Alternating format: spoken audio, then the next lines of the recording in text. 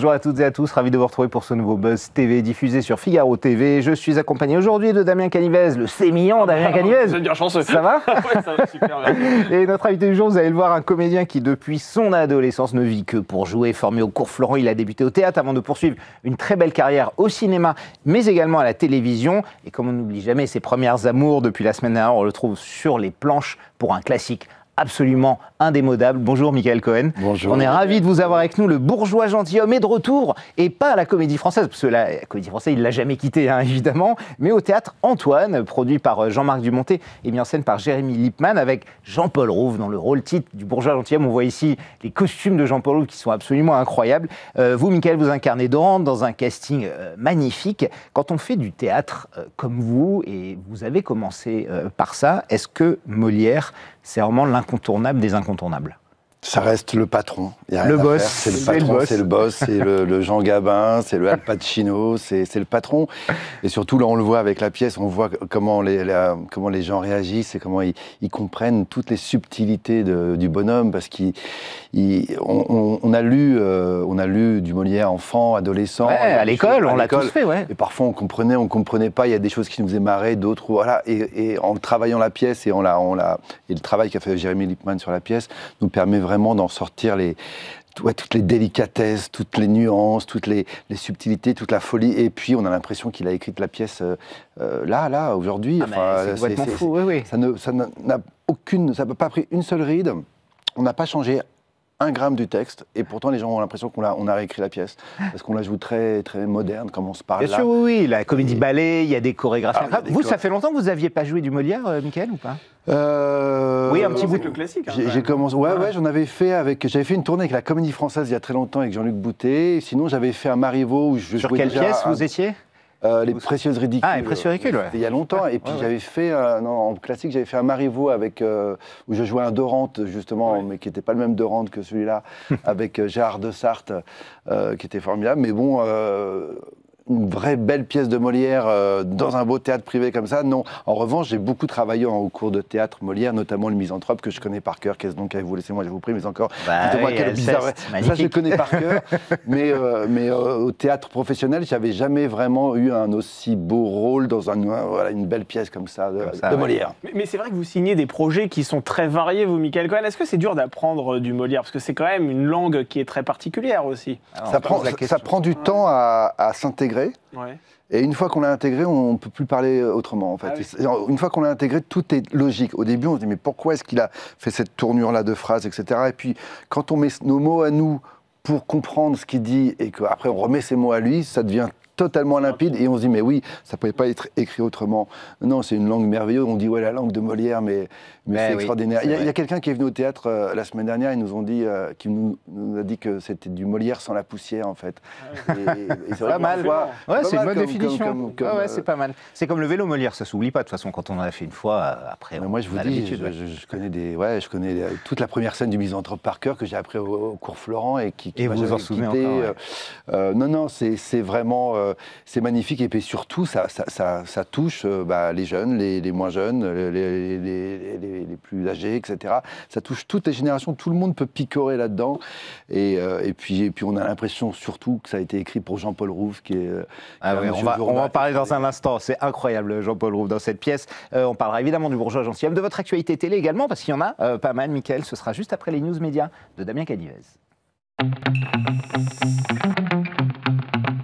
Et on démarre ces news, Damien, avec Laurence Boccolini qui sort du silence après son départ des Enfants de la télé. Oui, l'animatrice a accordé cette semaine un entretien à Jordan Deluxe sur sa chaîne YouTube. L'occasion pour elle de revenir sur sa mise à l'écart des Enfants de la télé. Sur France 2, Laurence Boccolini a appris en juin dernier, on le rappelle, sa mise à l'écart de ce rendez-vous dominical, et elle a appris également qu'elle allait devoir céder les rênes de ce rendez-vous à Faustine Bollard. Alors, n'ayant aucune nouvelle au sujet de son avenir, elle affirme dans cet entretien avoir envoyé plusieurs messages au cadre de France Télévisions ainsi qu'au cadre de la production. Aucune réponse ne lui a été apportée, indique-t-elle, précisant qu'elle n'a plus de rentrée d'argent au sein de sa société de production depuis mai dernier. Lors de cet entretien, Laurence Boccolini répond également à Faustine Bollaert. Cette dernière a confié ce week-end à RTL avoir envoyé un SMS à sa prédécesseur pour lui témoigner de son soutien. SMS auquel l'ancienne chef d'orchestre du Maillon Faible aurait répondu avec bienveillance. Laurence Boccolini confirme effectivement cet échange avec Faustine Bollaert, mais en aucun cas elle aurait répondu avec bienveillance, précise-t-elle.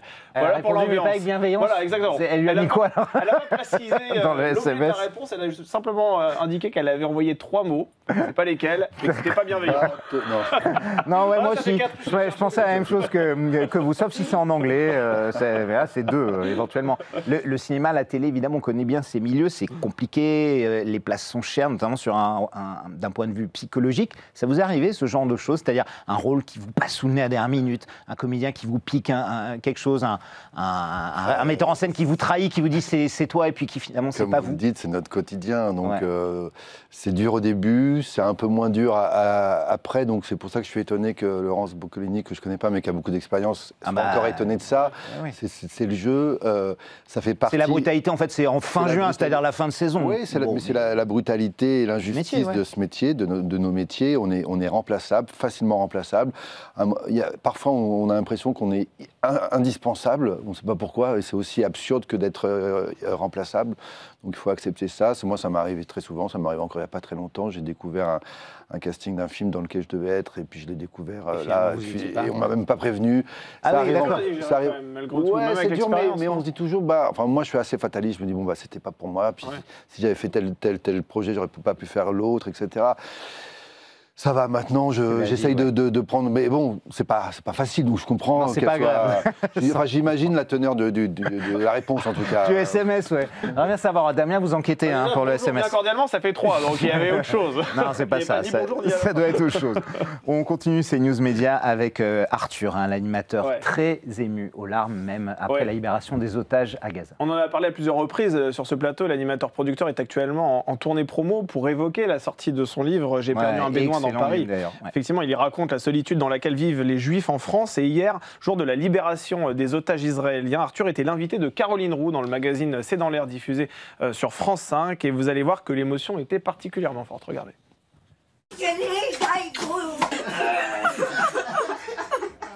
Vous les avez rêvées, ces images, Arthur? Oh, putain, ça fait 2 ans qu'on attend ce moment. Je suis désolé, putain. J'ai pleuré toute la journée. Je m'étais dit, pas chez Caroline. Mais ça n'arrête pas. Déjà, depuis l'annonce du plan Trump, et on comptait les heures avec les familles. Vous les connaissez? Pratiquement toutes. Voilà, depuis les attentats du 7 octobre, Arthur n'hésite plus à prendre la parole, à s'engager, à prendre position. Et ce qu'il regrette, et c'est ce qu'il a d'ailleurs déclaré chez Léa Salamé samedi dernier, c'est que ses amis du métier ne prennent pas position, restent silencieux. Et d'ailleurs, boude parfois même ses plateaux de télévision, comme vendredi, tout est permis. Bien sûr. Vous comprenez sa colère, Arthur, quand il pointe du doigt justement ces gens. Ouais, mais je crois l'avoir entendu dire qu'il comprenait aussi, parce qu'en fait... Il y a des gens qui ne viennent même plus dans ces émissions. Qui viennent plus, mais parce qu'ils lui ont expliqué, mais si je viens, je me fais défoncer par telle communauté ou par l'autre, et que c'est invivable, et que ça met en danger mes proches aussi. En fait, ce qu'on a tous vécu, ce conflit qu'on a vécu, qui est à milliers de kilomètres d'ici, on l'a vécu de manière collatérale, et ça a créé des scissions partout. Vous l'avez senti vous-même dans votre vie de tous les jours, vos amis, etc. Oui, bien sûr, on l'a senti, mais je l'ai plus senti en tant que citoyen, pas en tant qu'artiste. En tant qu'artiste, peut-être, mais ça m'intéresse même pas d'y penser. Non, en tant que citoyen. Et moi, ce qui me fait du mal, c'est la scission que ça provoque entre les gens, même au sein d'une même famille, dans un groupe d'amis. Ça m'est arrivé, des discussions, etc. Donc voilà, que ce soit des personnes juives ou pas juives, c'est ça, oui, ça n'a rien à voir, d'accord. Bien sûr, mais je comprends son émotion, c'est comme si tout à coup il y avait une sorte de respiration, et comme s'il avait été en apnée, on avait été en apnée pendant 2 ans, et qu'on respire un peu. J'espère que ça va, voilà, que les communautés vont se retrouver, ils vont se respecter et se regarder avec bienveillance, parce qu'on veut tous la paix, on veut tous Voilà, on veut tous la paix, quoi, je pense. Ça, c'est certain. On termine ces news médias, Oui. Damien, avec le chiffre du jour. 1611, c'est pas un numéro de bière, ça. Non plus, D'accord. c'est pas une année de naissance. C'est pas loin.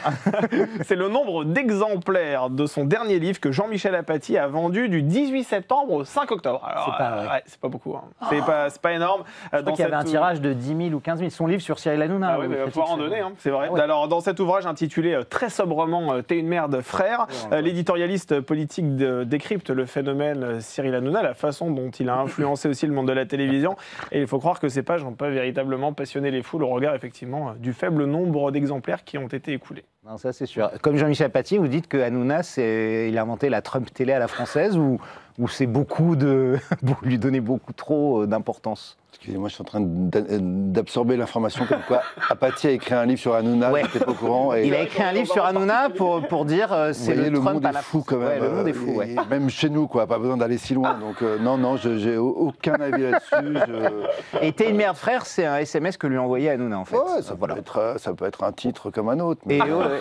mais il s'adresse à qui Bon, bref, je ne sais pas. Bah, rentrer je dans sais ça. pas, ceux qui critiquent Hanouna. Enfin, visiblement, 1600 personnes, c'est vraiment pas Mais beaucoup. il peut peut-être concourir pour le Goncourt ou pour le Renaudot, on ne sait jamais en fait, tout peut arriver. Et vous, Michael Cohen, vous aimeriez faire un petit pas de côté de votre métier d'acteur et faire peut-être partie d'une émission de télévision en tant que chroniqueur? Ça vous a déjà Il y a titillé? une place ici. Écoutez, Pourquoi pas, pourquoi pas, Vous allez m'envoyer un texto à 3h du matin Non, pas. Non, Non, on prend que des gens qui sont moins beaux que nous, donc vous êtes beaucoup plus beaux. ouais, c'est Vous ça, êtes beaucoup plus beaux, ça, donc ouais. vous ne serez jamais pris, Michael. Non, Je suis non, désolé. non, parce que j'aime mon métier et puis déjà je fais 2-3 choses à côté où c'est compliqué de faire trop de pas de côté quand on fait ce Ouais. métier parce qu'on nous met vite dans des cases, etc. Et, Bah, déjà que vous faites du théâtre, de la télé, du cinéma. enfin, ça fait beaucoup. j'écris des Vous livres, écrivez aussi, je c'est me suis vrai. associé ouais, dans un restaurant qui s'appelle le Lafayette, 8 rue d'Anjou. Ah mince, j'ai dit le nom. Non, mais que Tant qu'on a j'ai- un repas gratuit, on mais l'accepte. exactement, mais que j'adore parce que voilà, c'est une façon une autre façon de faire mon métier, c'est-à-dire j'ai l'impression que tous les soirs quand je vais là-bas, je vais aussi sur scène. Bref, je fais beaucoup de choses, donc si en plus je me mets à faire animateur ou chroniqueur à la télé, non. Mais je respecte et j'aime beaucoup ce que vous faites et c'est aussi une façon de. J'aime bien les dialogues en fait, Ouais. les discussions. Là, vous faites des vraies discussions. Ouais.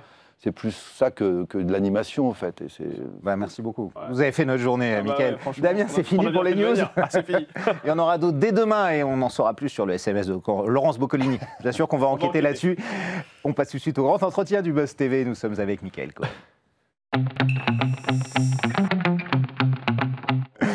Le bourgeois gentilhomme, est-il encore besoin de présenter l'une des pièces les plus célèbres de Molière? Elle se joue actuellement au Théâtre Antoine avec Jean-Paul Rouve dans le rôle titre, vous le voyez à l'écran, de Monsieur Jourdain. Michael, vous incarnez Dorante, un personnage évidemment très connu qui est un intrigant, un manipulateur absolument sans scrupules. Vous n'avez pas hésité pour le rôle? Ah non, non. J'adore ça, Non, mais manipuler, c'est- pas avoir de scrupules. Ah, mais j'adore jouer des personnages hauts en couleur comme ça. Ouais, c'est un filou, c'est un conte filou. Ah ouais. C'est un noble qui n'a pas d'argent, il n'a pas d'oseille. Et M. Jourdain est un bourgeois qui rêve d'être un noble, qui a beaucoup d'argent et qui rêve d'être noble et qui veut acheter comment dire, les façons de faire ou les codes grâce à Exactement, l'argent. bien sûr, oui. Et donc les deux se complètent, les deux sont amoureux de la même marquise. Et Dorimène, et Dorante se sert de l'argent de M. Jourdain pour la séduire, et M. Jourdain se sert de Dorante pour la séduire. Et chacun se fait Trouve avoir un peu par son l'autre. compte, mais se fait avoir, Voilà, bien sûr, oui, parce qu'il y a Mais une manipulation. Voilà, ce qui magnifique. est beau, c'est que c'est toujours, c'est que c'est encore actuel, c'est que c'est des personnes qui pensent qu'ils ne sont pas à leur place, à leur bonne place, et qui veulent acheter autre chose que ce qu'ils sont, qui veulent se racheter une autre vie, en fait, comme si on pouvait acheter l'élégance, la culture, l'humour, etc. Voilà, ça ne s'achète pas, et en revanche, ça s'apprend, mais pas à coup de pistoles et de livres. Enfin, à l'époque, les pistoles, c'était l'argent. Ouais. Voilà. Mais qu'est-ce qui vous plaît dans le bourgeois gentilhomme? Est-ce que c'est cette résonance avec notre société contemporaine qui vous séduit? Bah déjà, ce que j'aime, c'est la mécanique. C'est une mécanique implacable, c'est-à-dire que la pièce commence, ça dure 1h45 et on s'arrête pas de rire, de rentrer dans les intrigues, de les comprendre et puis d'être avec ces personnages. La langue est magnifique. On a l'impression, c'est une pièce particulière parce qu'à un moment, Molière fait rentrer des faux Turcs enrubannés, etc., pour faire croire que M. Jourdain va devenir une grande dignité turque, etc. On a l'impression qu'il a pris une drogue. Alors, je sais pas laquelle, parce que vraiment, quand quand il a écrit cette pièce, elle est assez différente des autres. On a vraiment l'impression qu'il est parti dans un délire incroyable. Et il l'a joué lui-même, hein, Molière. Il a joué Monsieur Jourdain. Le premier à l'avoir joué. Ouais. Il a écrit cette pièce pour faire plaisir à Louis XIV et pour se moquer aussi un peu, parce que Louis XIV avait eu un convenu avec une altesse turque ou une dignité turque qui était venue à Paris, qui en avait fait un peu genre Trump qui vient et qu'on met plein la qu'on fait des tronche, tonnes. Et donc Louis XIV avait dit à Molière, tiens, écris-moi cette petite pièce pour lui remettre un peu comme ça, une voilà.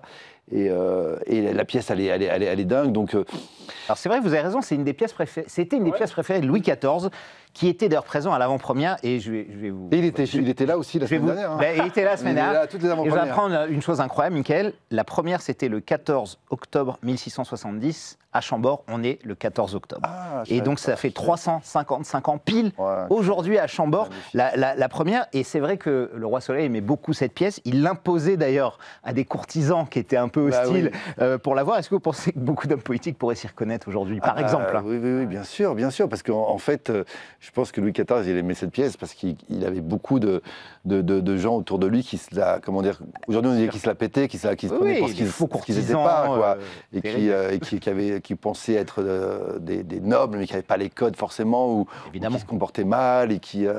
voilà, ça parle aussi d'une forme de vulgarité de vie, quoi. C'est-à-dire que les gens qui veulent être ce qu'ils ne sont pas et qui n'ont pas l'élégance juste de reconnaître qu'ils sont ce qu'ils sont. Ouais. Voilà, on le voit sur les réseaux, on le voit partout, on le voit avec les hommes politiques. C'est un personnage qui manque d'humilité, quoi, par rapport à ce qu'il est. Un peu, on en connaît. Et tout à l'heure, vous disiez qu'un spectateur vous avait confié que c'était du Molière sans la poussière. Ouais. Dans quelle mesure l'avez-vous modernisé, cette œuvre ? En fait, on n'a pas changé une ligne du texte, on a un petit peu resserré dans le texte, on a coupé quelques passages pour que ça soit plus digeste, etc.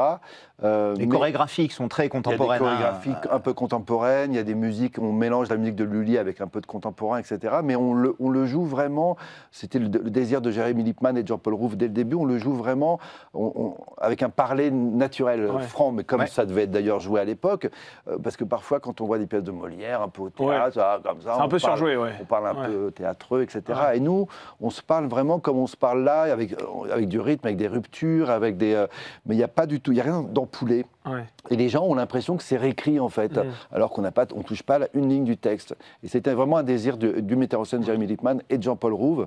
Ils ont décidé, ils ont rêvé de ce spectacle ensemble, et c'est l'impulsion qu'on avait. Et de toute façon, au théâtre, quand on était au cours Florent, moi j'étais au cours Florent avec Jean-Paul Rouve il y a très longtemps. Isabelle Nanty aussi. C'était Isabelle Nanty, notre prof, et elle nous faisait travailler comme ça, les pièces de Molière, toutes les classiques. Elle dit, pense avec tes mots, mais dis les mots de Molière, mais pense avec tes mots. Voilà. Donc, du coup, raccorde avec ce que tu es, avec ce qu'on est aujourd'hui. Alors on va parler de Jean-Paul Rouve, effectivement, qui tient la pièce. Le premier à avoir incarné Monsieur Jourdain, c'est Molière lui-même, hein, on en a parlé. Il y a eu des très grands acteurs, Jean Le Poulain, Michel Galabru, Michel Serrault. Plus récemment, il y a eu Denis Podalides, évidemment. François Morel, clavier, même Jean-Marie Bigard, il y a 15 ans, dans une modernisation d'Alain Sachs. Où vous situez Jean-Paul Rouve au milieu de tout ce beau monde ? C'est la première fois qu'il fait une pièce de théâtre, encore plus un classique. Il n'avait fait qu'une pièce, c'était la pièce des Robins des Bois. Mais au cours Florent, quand on était au cours Florent, on travaillait énormément de choses. Et il avait un sens du théâtre, du classique, de revisiter les choses, etc. Tout en gardant ce petit côté un peu lunaire, un peu absent, moderne, mais très intelligent. Très intelligent. Et en fait, il a une formation classique, Jean-Paul, même s'il n'a pas fait la Comédie Française ou des pièces de théâtre, il a une formation classique. Et c'est ce qui fait qu'il est aussi bon en comédie, d'ailleurs, parce qu'il est tellement précis. C'est quelqu'un qui a vraiment une belle formation d'acteur. Et je le situe, pour moi, bon, voilà, vous allez dire que je suis de parti pris, c'est le meilleur Monsieur Jourdain depuis Molière. Bon, depuis Molière, pas mal. Donc depuis 355 ans. Toute simplicité. Même il a dépassé Molière, moi, je dirais. Mais bon, après, ça n'engage que moi. Alors l'an dernier aussi, vous avez joué dans Bungalow 21, cette pièce qui était déjà mise en scène par Jérémy Lippmann. Vous êtes glissé dans la peau d'Yves Montand. Pourquoi n'avez-vous pas joué ce rôle au cinéma dans Moi qui TV? Vous étiez bon Montand, moi je vous ai vu. Mais j'ai adoré ce rôle, j'adorais ce personnage, il est encore en moi.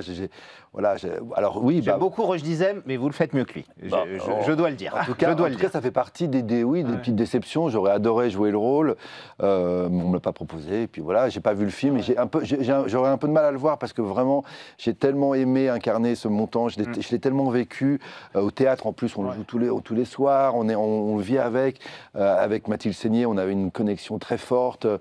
Donc voilà. C'était vraiment super cette pièce. On a eu l'occasion de la voir. Merci Absolument, beaucoup. ouais. C'est vraiment. Peut-être qu'il y aura encore un autre biopic et peut-être que j'y serai dedans.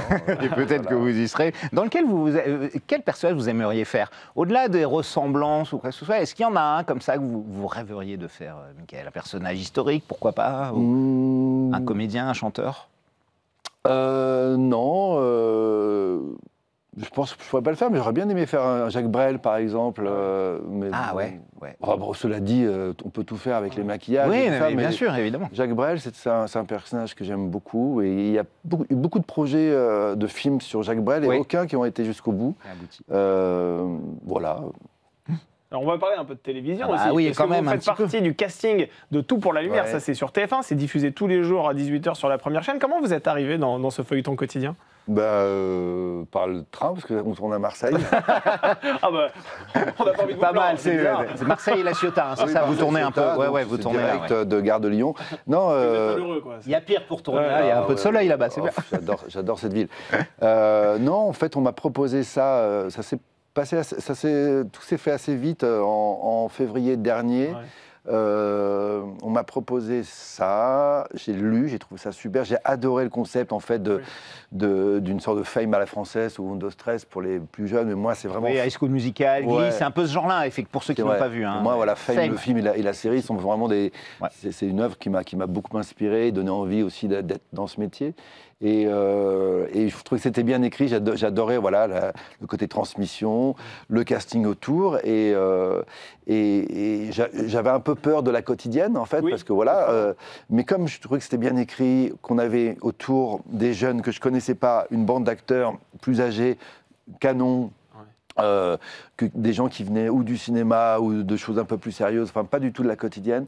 Et puis aussi, surtout, c'est une quotidienne qui dure que 4 mois, donc ça me permet de faire du théâtre, parce que sinon, je ne pouvais pas le faire. Et voilà, et j'ai adoré tourner cette série, pas que parce qu'on était à Marseille, mais parce que on était... Parce qu'il y avait un bar, parce que Éric Verzeroli, votre personnage, est le patron du bar, la Comète. Le Comète, c'est là où il se passe plein de choses, évidemment, dans la série, et que vous êtes aussi patron de bar dans la vie, puisque vous nous l'avez dit au début. Exactement, et puis... C'était avant ou après le rôle? Pendant. Non, c'est pendant. Non, par exemple, pour jouer un flic, ça m'est arrivé d'aller m'entraîner, tirer dans les centres de tir avec des flics, pour jouer un cavalier, de faire du cheval. Et ben là, pour ce patron de bar, vous avez acheté un bar. Et ben voilà, je me suis entraîné. J'allais tous les soirs dans mon restaurant et je parlais avec le barman et on travaillait des trucs, etc. Donc c'est quand même sympa de travailler des rôles comme ça. On espère que vous jouerez jamais un serial killer. Non, mais sinon l'entraînement, ça reste. Moi, je change le trottoir personnellement. Et donc voilà, donc c'était et puis en fait le bar, le restaurant, c'est génial parce que c'est là où tout se passe, une scène de théâtre. Et donc dans la série, effectivement, tous les personnages passent par là. Oui, bien sûr. Beaucoup de choses se nouent là-dessus, beaucoup d'intrigues. S'aiment, se quittent, s'engueulent, etc. Et c'est un très beau personnage qui est assez bienveillant avec tout ce monde-là. Et que j'ai adoré faire. C'était la première fois que Netflix et TF1 s'associaient ensemble, donc c'est une grosse production, parce que c'est une série qui coûte très cher, les studios, enfin tout coûtait quand même beaucoup d'argent, et moi je trouve que c'est une réussite incroyable. Il y a la diffusion sur Netflix, et le soir même, en streaming, les chansons originales sortent. Qui sortent sur les plateformes de téléchargement. Je trouve que tout est très cohérent dans ce projet. Et voilà. Est-ce que le fait que vous soyez sur Netflix aussi, ça change quelque chose pour vous? Parce qu'on a tendance à parler de la rigueur à l'américaine. Est-ce que ça, vous avez vu une différence aussi dans la façon d'appréhender cette fiction? En fait, TF1 et Netflix se sont associés tous les deux, et je pense que chacun a pris de l'autre un petit peu, même dans l'écriture, etc. Ils se sont apportés, ils ont fait un moitié-moitié, quoi, en termes de pas d'exigence et de qualité. Donc je trouve que ça fait un enfant assez sympathique, quoi, les deux. Alors, on sait, la saison là, va bientôt s'achever. Il y aura une saison 2 ou pas? Vous savez ou pas? Là, ils sont en train d'en Ça se décide là. D'accord. discuter. S'il y en a une, vous remplilez, Mickaël? Oui. Ouais. Je laisse pas mon bar, moi. Bon, d'accord, pas de souci. C'est important, vous avez raison. On ne calcule même plus le nombre de feuilletons quotidiens qu'il y a aujourd'hui à la télévision. On peut en citer plein. Demain nous appartient, Ici tout commence. Il y a même ce feuilleton, alors il y a Plus belle la vie. Il y a ce feuilleton aussi là qui a été déprogrammé très récemment. Nouveau jour sur M6, qui a duré vraiment fonctionné. Est-ce que l'univers des feuilletons ne commence pas à être un petit peu saturé aussi, selon vous? Peut-être. Alors nous, l'avantage, c'est que ça dure que 4 mois. Ouais. Oui. C'est vraiment, ça traite une session de... C'est pas à l'année comme Ici tout commence, Voilà, pour Demain c'est nous ça. appartient qui sont. C'est vraiment c'est 4 mois d'apprentissage pour des jeunes artistes. Donc après, je sais pas, est-ce que... De toute façon, il y a énormément d'offres à la télé. Moi, j'arrive pas à voir tout ce que j'ai envie de voir. Donc, que ce soit les émissions de télé, les séries, les films, c'est compliqué. Vous ajoutez à ça les plateformes. Ouais, c'est vrai. Ouais, c'est ça. Donc, bon. Alors justement, on vous a beaucoup vu à la télé, Mickaël, La Loi, Sam, Astrid et Raphaël, Marie Gins, Clark, il y en a plein, mais jamais sur la durée, c'est toujours très ponctuel. Est-ce qu'une série au long cours dans laquelle vous joueriez un personnage pendant plusieurs saisons, c'est quelque chose qui vous intéresse ou vous n'avez pas envie d'être contraint, vous préférez être un peu plus libre de faire d'autres choses? Vous avez fait beaucoup d'unitaires ou alors des apparitions, mais... Oui, ça me ferait plaisir si ça m'empêche pas de faire du théâtre, parce qu'en fait j'ai vraiment besoin de ça, j'aime ça, en fait, c'est pas que j'ai besoin de ça, c'est pas thérapeutique, c'est que j'aime ça, j'aime le travail au théâtre, j'aime la troupe, j'aime le rapport avec le public, et c'est ce qui fait mon équilibre, et donc parfois sur ces séries on est un peu coincé, on est empêché, si ça se tourne loin, ou si les horaires ne conviennent pas au théâtre, etc. Donc, mais bon, tout est ouvert. J'aimerais bien faire un bon flic un peu fatigué, comme ça, la Pacino dans Hit. Ah ouais, pas mal. Parce que ça fait un petit moment qu'on vous a pas vu aussi. Ouais, au cinéma, ouais. Alors là, j'ai fait une participation dans le prochain film d'Ahmed Silla, qu'il a réalisé, qui s'appelle L'Infiltré, qui va sortir au mois de février, qui va être très drôle. Mais ouais, aussi. Vous y jouez quel rôle? Je joue un personnage qui vient draguer Ahmed Silla parce qu'il s'infiltre, il s'habille en femme. Ah oui, d'accord. Il te rencontre à une pharmacie. Il fait très très bien les femmes, Ahmed Silla. Il est impressionnant. On l'a vu dans Saturday Night Live. Ouais, exactement. Il est surtout sa première réalisation. Et il est très très bon en réalisateur. Je pense qu'il a trouvé quelque chose. Il est très très fort en tant que réalisateur. Alors, évidemment, il est très, très bon, Ahmed Silla, mais il y avait quelqu'un hier, le magicien Mathieu Stepson, qui a gagné à France un incroyable talent, qui avait une question à vous poser, Mickaël, justement à propos de séduction. On l'écoute tout de suite. Bonjour Mickaël, moi c'est Mathieu Stepson, je suis illusionniste et justement Sarah me demandait si c'était pratique pour séduire les femmes. Alors est-ce que vous, en étant comédien ou acteur, est-ce que c'est pratique dans la vie de tous les jours? Est-ce que vous en servez des fois pour mentir? Soyez honnête. Il drague les filles avec des tours de cartes et tout, évidemment, c'est un magicien. Ah oui. Vous draguez les filles parce que vous êtes acteur en fait, aussi, ou pas non, ça sert d'être sa question, je la comprends parce que souvent on pense qu'on ment quand on est acteur. Et moi j'explique toujours que en fait, le but de ce métier, c'est de dire la vérité avec des mots de quelqu'un d'autre, mais d'être tout le temps sincère. On n'est pas... Alors dans la vie, je déteste mentir. Et quand je joue, j'essaye vraiment de dire ce que j'ai à dire avec le plus de vérité possible. C'est pas du tout l'art du mensonge. Donc voilà, mais est-ce que... Je m'en sers pas, mais est-ce que ça aide parfois? Je sais pas, oui. Mais on peut être séduit autant par un avocat qu'un médecin, qu'un acteur, que animateur de télé. Ouais, mais bon, disons que... Ça peut toujours aider. Puis quand on a votre physique, ça aide évidemment toujours plus. Vous voyez, nous, ça commence à être compliqué. Merci en tout cas d'être passé nous voir, Mickaël Cohen. Je rappelle qu'on vous retrouve au théâtre Antoine, le bourgeois gentilhomme. C'est du mardi au samedi à 21h. Il y a une matinée aussi, le samedi à 16h en plus. Tous les jours à 18h sur TF1. Et bientôt, on n'a pas eu le temps d'en parler. On a eu trop de choses. La saison 3 de Master Crime qui arrivera d'ici novembre probablement avec Muriel Robin. Et nous, Damien, on sera là dès demain avec une autre comédienne, cette fois-ci Maud Baker, qui viendra sur ce plateau. D'ici là, prenez soin de vous et merci de votre fidélité. Merci beaucoup.